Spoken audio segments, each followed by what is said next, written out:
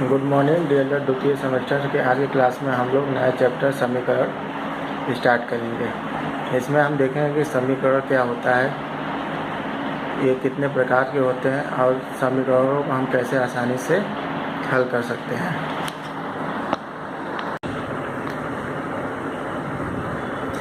गणित विषय में समीकरण का महत्व बहुत ज़्यादा है।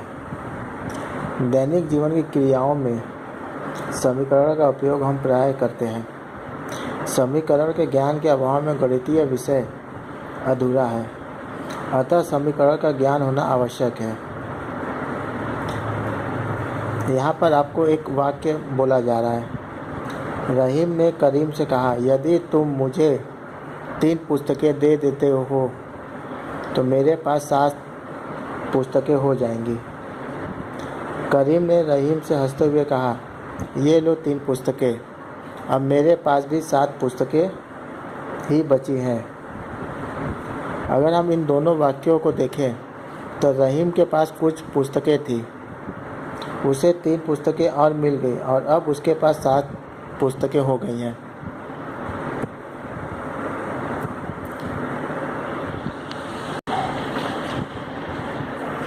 इस प्रकार हम अगर दोनों वाक्यों को देखें तो रहीम के पास पहले यक्स पुस्तकें थी, ये हम मान लेते हैं, और करीम ने उसे 3 पुस्तकें दी, तब उसके पास हो जाती हैं 7 पुस्तकें।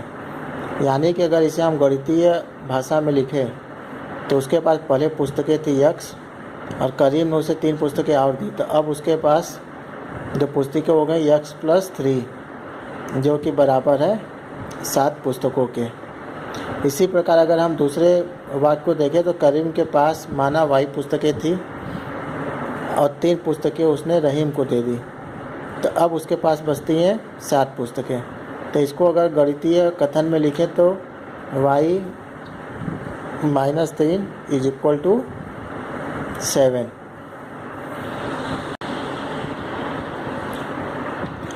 अगर हम यहाँ पे दोनों समीकरणों को देखें तो इन्हें हम गणितीय वाक्य या गणितीय कथन कहते हैं। अगर हम पहले समीकरण में देखें तो यहाँ पे यक्स का मान 4 होने पर ही पहला समीकरण जो है वो सत्य होगा। यक्स का मान 4 के अतिरिक्त कोई और होने पर यह कथन सत्य नहीं होता है। इसी प्रकार अगर हम दूसरे समीकरण को देखें तो y का मान 10 होने पर ही गणितीय वाक्य सत्य होगा।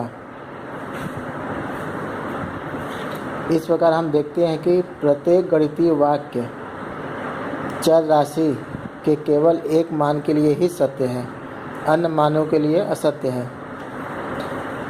इनमें 2 पक्ष हैं, बायां और दायां, और दोनों पक्ष बराबर के चिन्ह से जुड़े हुए हैं। अगर इसको एक बार हम फिर से देखें तो यहाँ पे जो यक्स है उसे हम चर राशि बोलते हैं।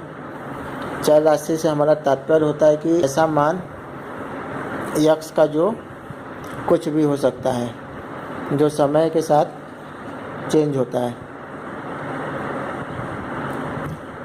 और इन समीकरणों में हम देखते हैं कि इनमें 2 पक्ष होते हैं, एक बराबर के बाएं तरफ और एक बराबर के चिन्ह के दाएं तरफ। तो इस तरफ बाएं वाले को हम बायां पक्ष और दाएं वाले को दायां पक्ष बोलते हैं, और इन बाएं और दाएं पक्षों को बराबर के चिन्ह के द्वारा जोड़कर लिखते हैं।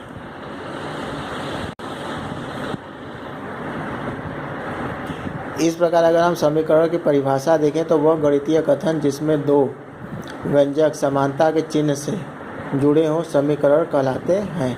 जैसे कि यहाँ पे 2 उदाहरण दिया गया है, 4x + 5 = 9, और दूसरा जो उदाहरण दिया गया 3x + 3 = x + 7। अगर हमें समीकरण को और अच्छे से आसान भाषा में समझना है तो इसको हम तराजू से कंपेयर करते हैं। जो समीकरण के बाएं और दाएं पक्ष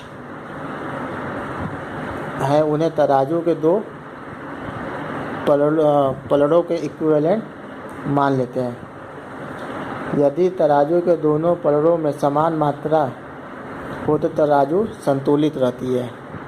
संतुलित का मतलब अगर हम समीकरण में देखें तो हमारा बराबर का चिन्ह होता है। तो हमारा दायां पक्ष और बायां पक्ष तभी बराबर होंगे जब दोनों तराजू के समान संतुलित मात्रा में हो। हम एक संतुलित तराजू लिखित 4 स्थितियों से पूर्ण रूप से परिचित हैं। अब अगर तराजू के हम 4 स्थितियों के बारे में डिस्कशन करें तो जो पहला है, यदि तराजू के हम दोनों पलड़ों में समान मात्रा में बढ़ा दें तो तराजू हमारा संतुलित रहता है। उसी प्रकार समीकरण में अगर हम दाएं पक्ष और बाएं पक्ष यानी दोनों पक्षों में किसी भी संख्या को जोड़ दें तो उससे समीकरण पर कोई भी प्रभाव नहीं पड़ता है। हमारा जो समीकरण है संतुलित रहता है। इसी तरह अगर दूसरा स्थिति देखें तो यदि तराजू के दोनों पलड़ों से समान मात्रा हटा दी जाए तो तराजू तब भी संतुलित रहता है।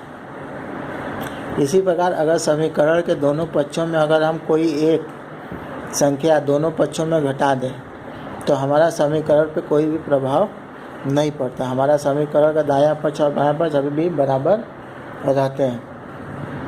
इसी तरह जो तीसरी सिचुएशन है, यदि तराजू के दोनों पलड़ों में मात्रा दोगुनी तिगुनी अथवा 4 गुनी कर दी जाए तो भी तराजू संतुलित रहती है। इसी प्रकार समीकरण के अगर हम दोनों पक्षों में किसी संख्या से गुणा कर दें तो हमारा समीकरण अभी भी संतुलित रहता है।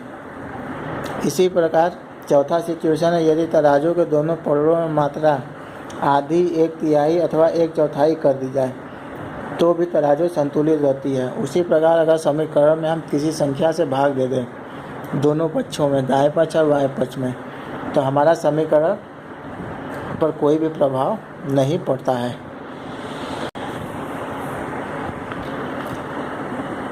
आइए हम कुछ वाक्यों को समीकरण में बदलें। निम्न को समीकरण में बदलिए। यहाँ पे हमें एक पहला प्रश्न दिया जा रहा है, 3 को x में जोड़ने पर 11 प्राप्त होता है। इस वाक्य को हमको गणितीय कथन में या समीकरण में बदलना है। तो सबसे पहले हम देखते हैं कि इस वाक्य में बोल रहा है 3 को x में जोड़ने पर, तो 3 को x में जोड़ने पर जो योग होता है वो x + 3 होता है और इस 3 में x को जोड़ने पर जो योगफल प्राप्त होता है वो है 11, यानी कि वास्तविक योगफल 11 है। तो ये हो जाएगा हमारा बायां पक्ष और 11 हो जाएगा हमारा दायां पक्ष। अतः हमारा जो समीकरण होगा x + 3 = 11।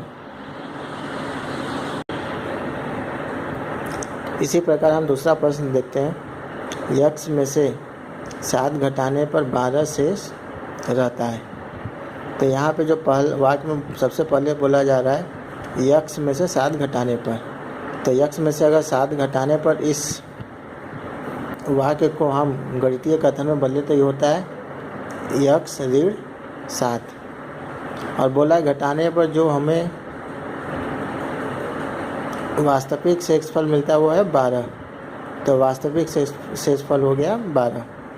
अब इन दोनों गणितीय वाक्यों को समीकरण में बदलने पर x - 7 = 12। इसी प्रकार हमारे पास एक अगला प्रश्न वाक्य है, किसी संख्या का 5 गुना 35 है।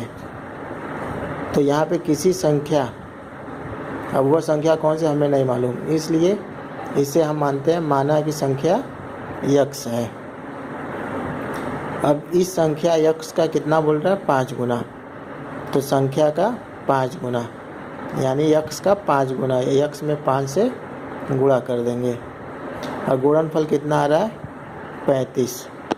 तो अब हमारा जो समीकरण हो जाएगा 5x = 35।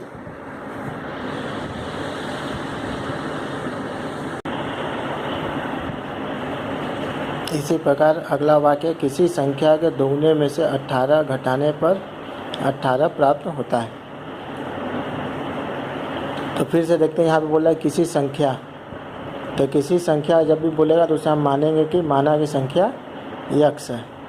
अब इस संख्या यक्स का बोल रहा है दोगुना, तो संख्या का दोगुना मतलब 2 से गुणा हो जाएगा 2x। अब बोल रहा है दोगुने में से 8 घटाने पर, तो 2x में से 8 घटाने पर, तो इसको गणितीय वाक्य में लिखेंगे 2x माइनस 8। बोला ये घटाने पर 18 प्राप्त होता है, यानी कि जो शेष फल है वो 18 है। तो इस प्रकार अब अगर हम समीकरण बनाए तो 2x minus 8 is equal to 18। तो इस प्रकार हम विभिन्न वाक्यों को समीकरण में बदल सकते हैं। अगले क्लास में समीकरणों को हम आगे प्रोसीड करेंगे।